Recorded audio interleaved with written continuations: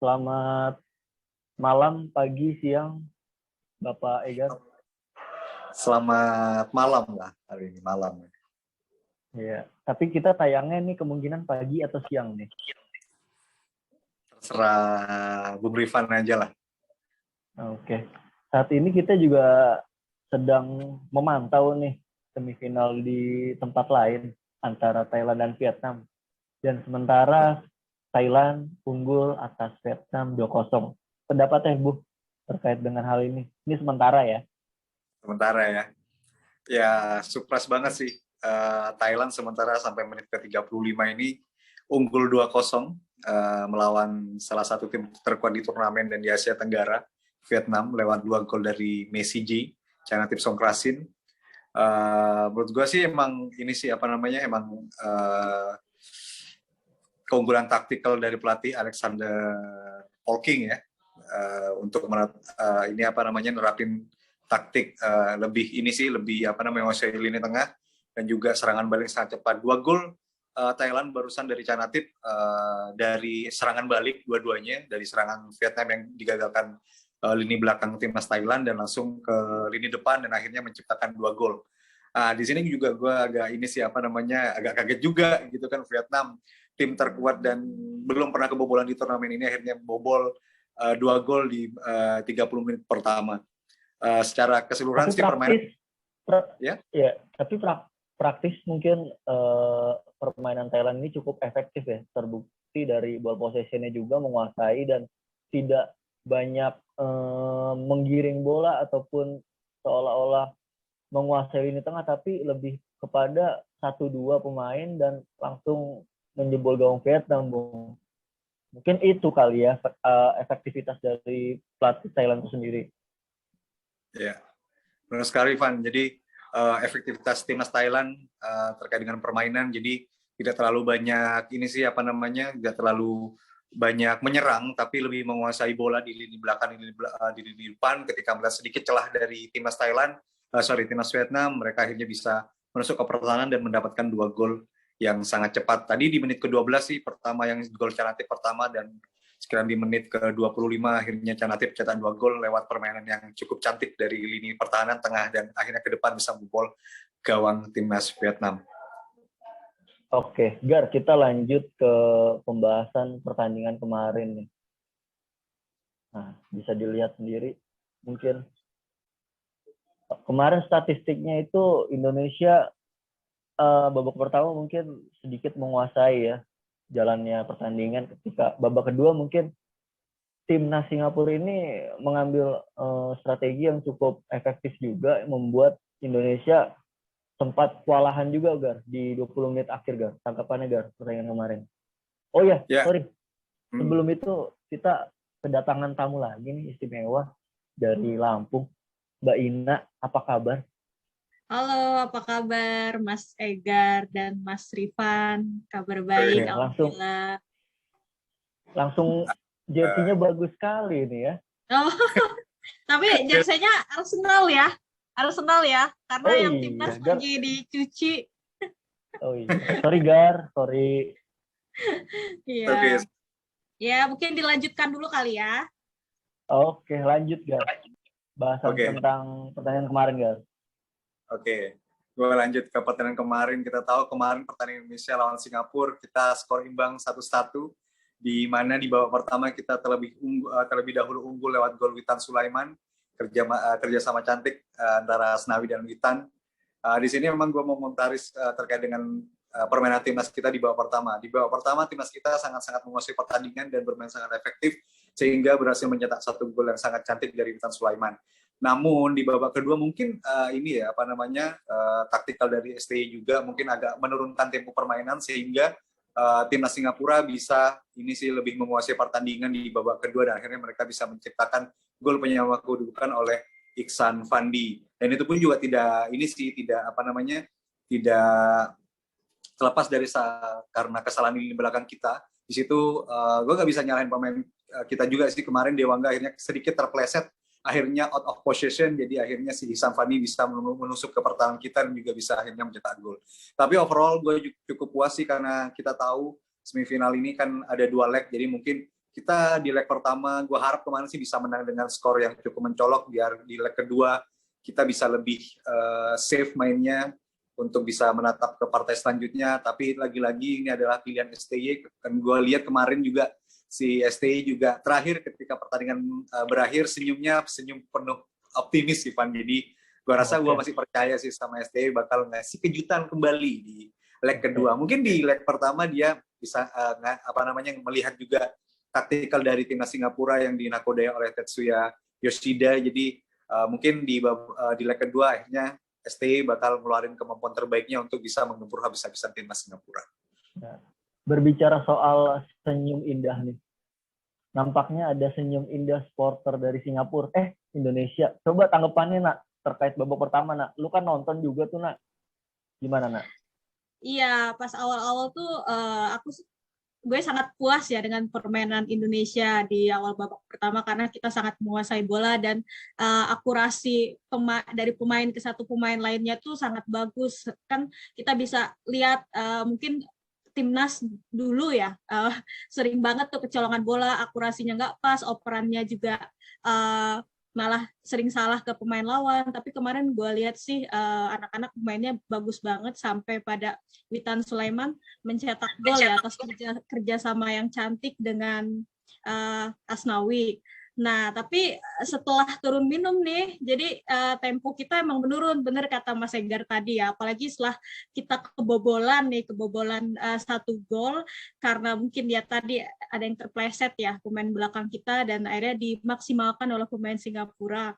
Nah, tapi gue juga menyorot sih dengan penampilannya kiper ya, si Nadeo Argawinata, dan dia 2 kali kalau nggak salah ya, 2 kali menyelamatkan syuting jarak jauhnya dari pemain Singapura, dan gue rasa itu nilai plus sekali. Dan kita juga terselamatkan ya satu momen tendangan atau sundulan pemain Singapura yang membentur tiang gawang gitu. Jadi kalau misalnya ketiga peluang emas Singapura tersebut menjadi gol, ya jadi susah ya bagi kita untuk menang di leg kedua gitu. Tapi overall sih gue sangat puas dengan permainan Indonesia kemarin, walaupun seenggaknya kita udah punya modal gol tandang lah 1 gitu.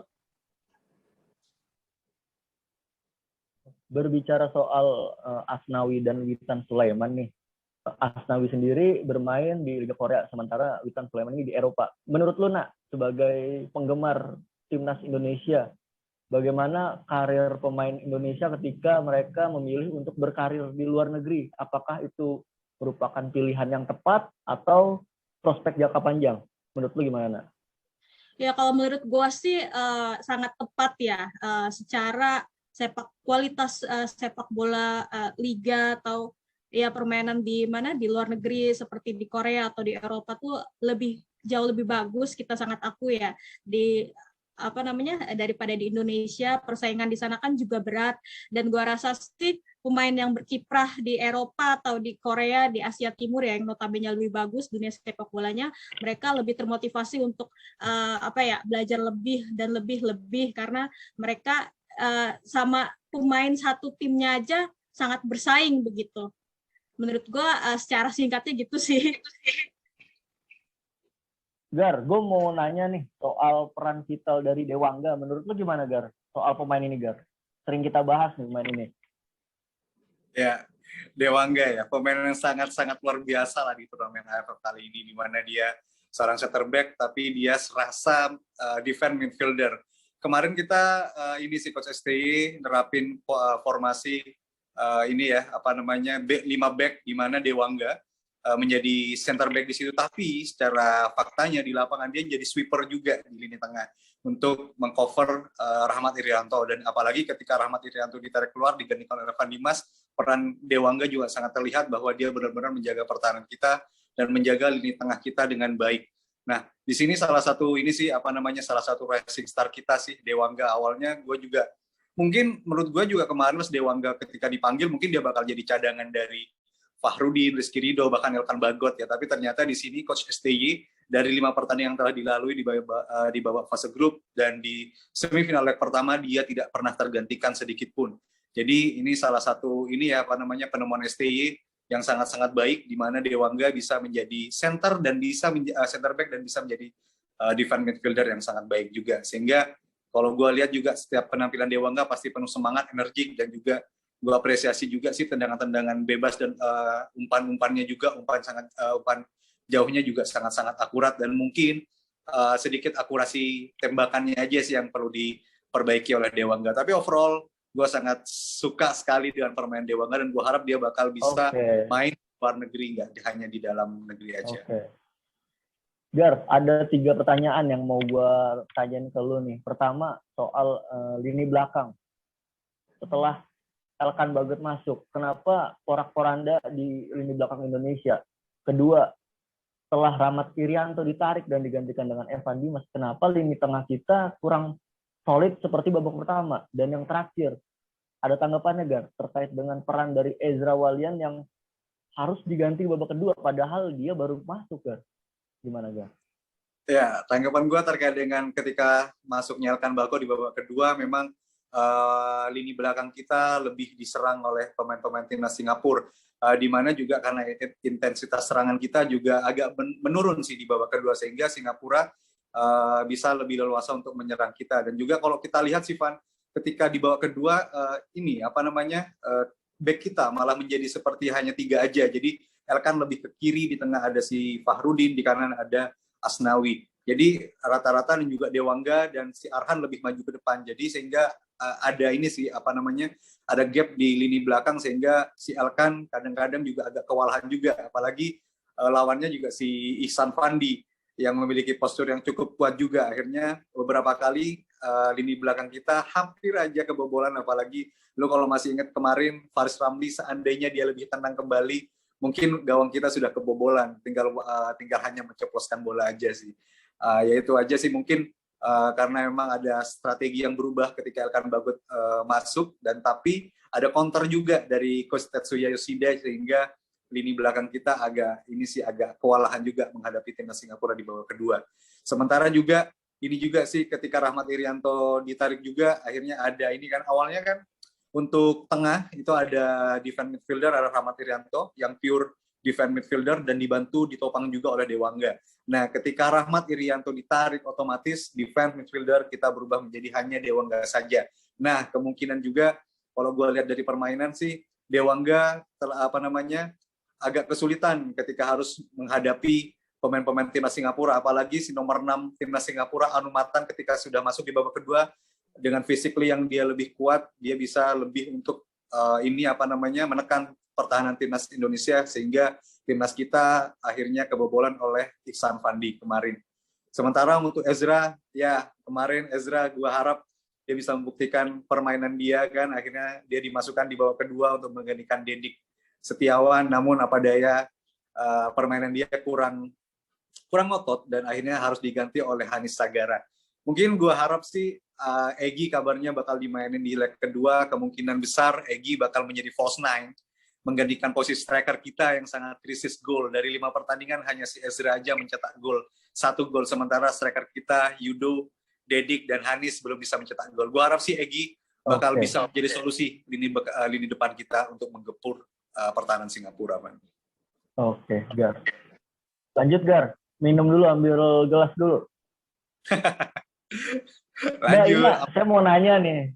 Ini, gue mau nanya, terkait dengan pertandingan timnas Indonesia yang sebelumnya bersua dengan Malaysia dan Vietnam, dan sekarang ketemu Singapura. Menurut lo, dari ketiga tim ini, siapa yang paling sulit? Apakah Malaysia, Vietnam, ataupun Singapura?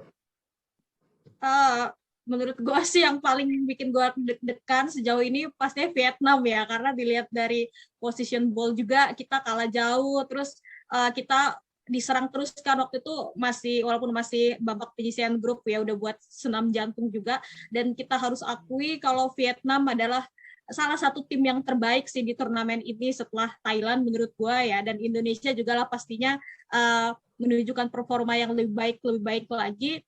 Tapi menurut gue ya Vietnam menjadi catatan tersendiri sih bagi timnas kita dalam dibandingkan dengan 2 negara lainnya. Singapura juga bagus, tim yang bagus, tapi menurut gue bukan yang terbaik, mereka diuntungkan dengan menjadi tuan rumah di kompetisi ini ya. Apalagi nanti kita leg kedua juga, walaupun status kita home tapi tetap main di National Stadium kan tetap ya. Jadi ya kita jangan meremehkan Singapura juga, walaupun kemarin seri, dan semoga aja kita bisa memaksimalkan leg kedua tersebut ya dengan meraih kemenangan. Ya begitu menurut gua, Pan. Oke. Seperti yang Mbak Ina katakan tadi, skema gol dari Witan Sulaiman dan Asnawi ini menurut gua cukup menarik, Gar. Gue pengen share dulu sebentar.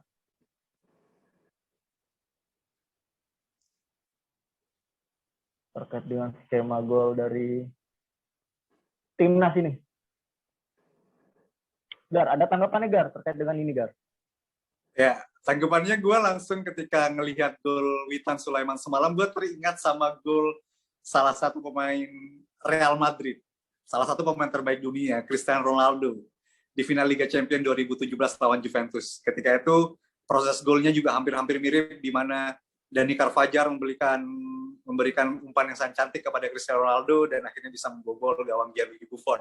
Kalau lu flashback gol Witan itu mirip-mirip dengan gol si Ronaldo kemarin. Dan juga kalau prosesnya gue juga sangat akui salah satu gol yang cantik juga dari Indonesia di turnamen ini, dan di mana si Asnawi Mangkualam berlari dari lini belakang timnas Indonesia sebelum diganjal lah oleh pemain Singapura, tapi dengan kemajuan yang tinggi si Asnawi tetap berlari dan akhirnya bisa menusuk ke lini pertahanan Singapura, dan sebelum mencetak gol ada one two touch lah antara Witan dan Asnawi, sehingga Asnawi bisa memberikan umpan yang sangat cantik kepada Witan.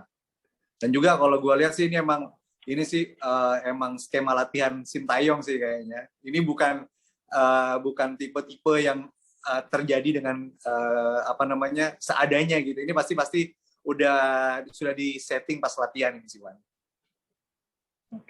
Oke. Ini kalau orang awam mungkin dari Asnawi mungkin langsung umpan ke Dedik ya, Gar ya? Iya. Ya, betul. Awam ya. Kalau orang awam kayak gue sama lu kalau main mini soccer gitu. Oke. Tapi ini kejelian, ya kembali lagi, kejelian pemain Korea ini. Asnawi langsung melihat temannya Witan Sulaiman kosong dan ya langsung diceplosan oleh kaki kirinya.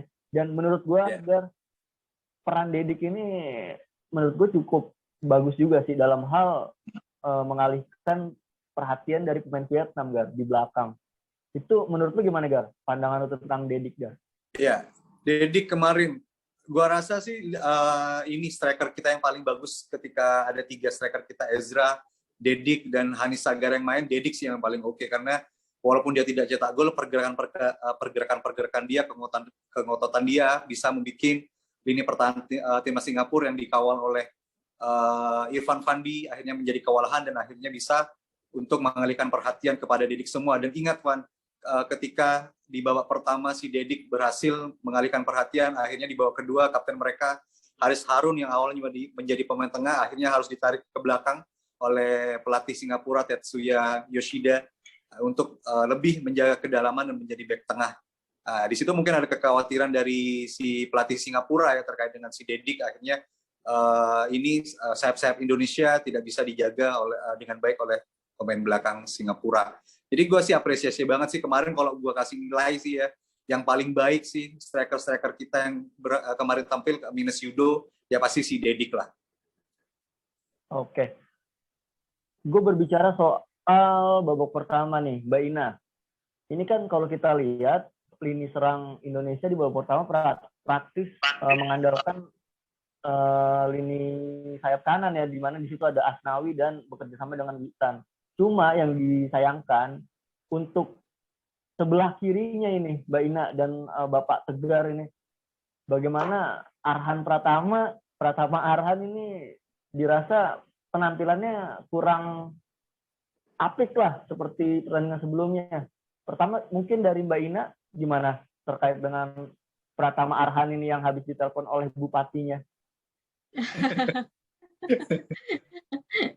Iya, mungkin harus dimaksimalin lagi ya di pertandingan selanjutnya. Emang gue lihat sih kemarin pola serangan lebih ke sayap kanan terus ya dibandingkan yang ke sebelah kiri, dan akhirnya berbuah gol pada menit kesekian atas kerjasama Asnawi dan siapa tadi, Asnawi dan Witan ya. Nah, ya mungkin jadi catatan tersendiri sih. Gue belum tahu detailnya gimana ya tentang si Arhan ini, tapi gua rasa dia juga pemain yang sangat potensial ya, karena sebelumnya dia kan yang mencetak gol dari jarak jauh ya. Iya. Yang lawan apa namanya? Yang lawan Malaysia kemarin ya, gua rasa ya mungkin kalau misalnya dia bisa memperbaiki permainannya dari yang dari pertandingan Singapura kemarin, ya dia lebih bisa berbahaya lagi untuk di leg kedua. Begitu. Oke, Gar. Kita langsung Yes. membedah lini kekuatan dari Singapura nih, Gar. Formasi yang kemarin diterapkan oleh pelatihnya. Ada tanggapan nggak, Gar, per pemain ini? Ya, untuk formasi sih ini ya, apa namanya, hampir mirip dengan timnas kita. Ternyata timnas Singapura memakai 5 pemain belakang juga, sama seperti kita. Dan di sini juga, seperti gue bilang kemarin, karena ketidakhadiran si Shakir Hamzah, bek kiri andalan mereka, akhirnya diganti oleh Nur Adam Abdullah kemarin, dan juga menurut gue sih Nur Adam juga, walaupun dia pemain masih muda 20 tahun, dia masih bisa untuk ini sih apa namanya, bisa untuk menggantikan Shakir Hamzah dengan baik. Dan juga kita lihat kemungkinan Van di leg kedua si Iksan Fandi, pencetak gol mereka, kemungkinan nggak bakal main karena terakhir kemarin dia digantikan karena cedera. Mungkin kita lihat juga perkembangannya. Kalaupun dia tidak main, ini menjadi sebuah inilah keuntungan lah buat timnas kita. Bagaimana karena Iksan Fandi memiliki postur yang kuat, kokoh, besar, bisa berduel bersama bek-bek kita ketika dia sudah tidak hadir. Pasti kedalaman skuad Singapura menurut gue masih belum terlalu bagus juga ketika Iksan Fandi harus tidak bermain di leg kedua. Itu adalah sebuah keuntungan kita sehingga serangan-serangan Singapura tidak begitu terlalu berbahaya juga. Oke, kita langsung ke formasi yang diterapkan oleh Sintayong, Gar, kemarin. Tanggapannya, Gar, terkait dengan strategi yang diterapkan oleh Sintayong kemarin? Ya, surprise juga sih kemarin. Gue mungkin mikirnya kemarin si Elkan Bagot bakal main sih, karena memang ngelawan Singapura, ngelawan pemain-pemain yang punya fisik baik, tinggi. Gue rasa si Elkan Bagot bakal main dari menit pertama, tapi ternyata si Elkan disimpan oleh STY untuk dimainkan di pertandingan babak kedua. Nah, di sini mungkin gue bisa komentarin kemarin semua pemain. Gue rasa ini sih permainan mereka bagus semua, mungkin kecuali striker kita yang tidak begitu ini ya, apa namanya, lu tahu sendiri tugas striker adalah mencetak gol. Namun si Dedik kemarin juga berhasil buat ngalihin perhatian dari bek-bek Singapura, sehingga wing-wing kita, dari Witan Sulaiman, Irfan Jaya bisa menusuk ke lini pertahanan dari timnas Singapura. Kemungkinan sih ini sih Van, apa namanya, formasi ini bakal tidak banyak berubah. Mungkin si Dewangga tetap main, kemungkinan sih gua rasa si Egy bakal main sih di menit pertama, mungkin untuk mengisi ini sih permasalahan dari lini serang kita di posisi striker. Mungkin si Egy bakal jadi striker tengah atau jadi false nine di pertandingan Sabtu esok, Pak. Oke. Nah, berbicara soal peluang timnas Indonesia, bagaimana di leg pertama Indonesia berhasil, sebenarnya tidak berhasil juga sih, disayangkan juga sih, sebenarnya babak pertama itu sudah cukup bagus lah, cuma di babak kedua mengalami penurunan performa, entah dari stamina ataupun strategi dari Sintayong yang tidak berjalan di lapangan. Menurut lu, Nah, untuk leg kedua ini apa yang harus diterapkan oleh pelatih kita Sintayong untuk timnas Indonesia untuk tidaknya tidak membuka peluang Singapura untuk masuk ke lini pertahanan Indonesia? Ya, tapi ini sebelumnya masih pakai sistem gol tandang gitu kan ya? Masih nggak? Enggak, kalau ini home turnamen. Home turnamen. Oke. Iya, dikarenakan COVID. Iya.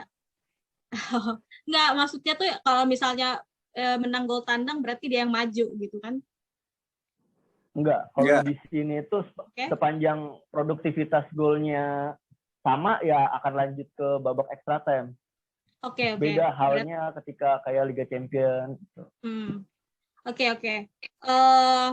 Menurut gue ya strategi yang harus dilakukan Sinteyong pastinya harus lebih disiplin lagi sih lini belakang. Menurut gue kemarin lini belakang sering banget kecolongan ya, apalagi setelah turun minum dan kebobolan 1 gol. Dan gue sih lihat pemain Indonesia di beberapa pertandingan yang dulu-dulu yang sering gue tonton, entah itu mentalitasnya pemain apa gimana, walaupun sudah berbeda, kalau misalnya mereka ketinggalan gol tuh rada panik gitu, sehingga di lini belakang juga rada carut maut atau gimana gitu. Dan kemarin ya gue lihat setelah masuknya si Elkan juga udah agak longgar, dan benar kata Mas Egar tadi, tapi kita nggak tahu apakah itu pola pertahanan yang lebih diterapkan oleh Sinteyong ya di babak kedua.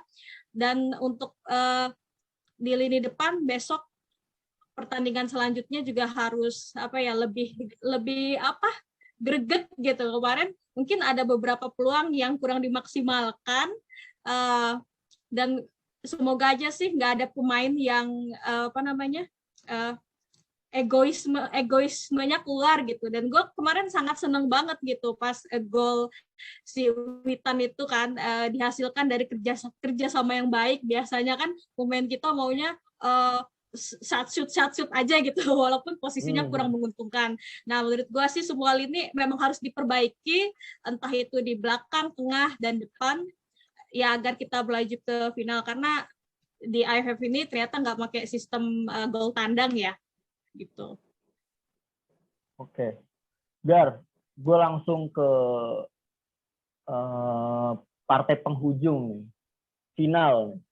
Ini kan kita belum tahu ya apakah Indonesia lolos atau Singapura yang lolos atau Vietnam yang lolos atau bahkan Thailand yang lolos. Ini kita masih mereka-reka lah. Menurut lo, lawan ideal Indonesia di final itu siapa kalau misalkan Indonesia lolos? Ya, pertanyaan yang cukup sulit sih, Van. Gue harus memilih calon lawan kita yang pantas, karena tetap gue harap Indonesia, siapapun lawannya, siapapun musuhnya nanti di partai final, gue harap tetap Indonesia yang menjadi yang terbaik dan menjadi juara di turnamen AFF kali ini. Tapi kalau melihat permainan, gue tadi lihat Thailand dan Vietnam, memang gue lihat kemarin pas Vietnam ketika harus mengetahui bahwa mereka harus melawan Thailand, mungkin di situ ada beban mental juga dari pemain-pemain Vietnam untuk melawan timnas Thailand, di mana timnas Thailand juga sangat sempurna di grup A. Kemarin menyapu bersih 4 kemenangan dari lawan-lawannya. Dan gua rasa sih, dan juga dari skor sementara juga, kemungkinan besar kita bakal ketemu Thailand sih. Tapi gua nggak bisa bilang bakal ketemu Thailand sih. Ini pertandingan belum berakhir dan masih ada leg kedua. Tapi kalau dari segi permainan dan dari segi melihat mentality calon lawan kita, sepertinya Thailand lebih siap untuk melaju ke partai final. Kita tahu kemarin Vietnam juga agak nervous juga ketika harus menghadapi Thailand, dan akhirnya dibuktikan di pertandingan malam ini mereka harus tertinggal 2-0. Kita terputus nampaknya. Ya. Oke, nah gue lanjut ke lu nih. Ini seandainya Indonesia masuk, menurut lu lawan tersulit lah itu siapa? Vietnam apa Thailand? Iya, Thailand sih menurut gue ya. Ya Vietnam juga bagus banget ya kemarin gue lihat. Indonesia sangat sulit ya masuk ke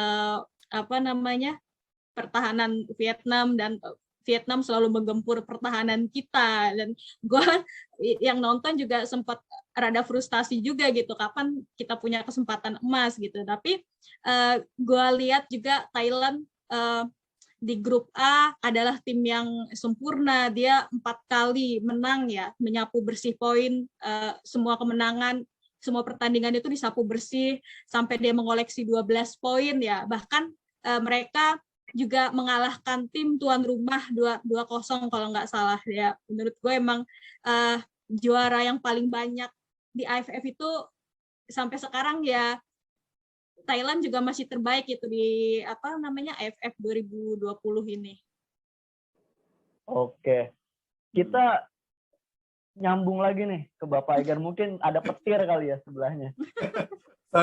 Sorry, Malang Apa? lagi hujan badai, jadi sinyalnya Oke. agak susah, jadi agak putus barusan. Oke, Sorry. lanjut. Lanjut ya. Sampai mana tadi, Govan? Calon lawan kita. Iya, Iya, calon iya. lawan kita. Oke. Ya, seperti gue bilang tadi sih, gue terusin. Jadi ini apa namanya? Kemungkinan sih besar sih Thailand sih, melihat hasil pertandingan sementara juga.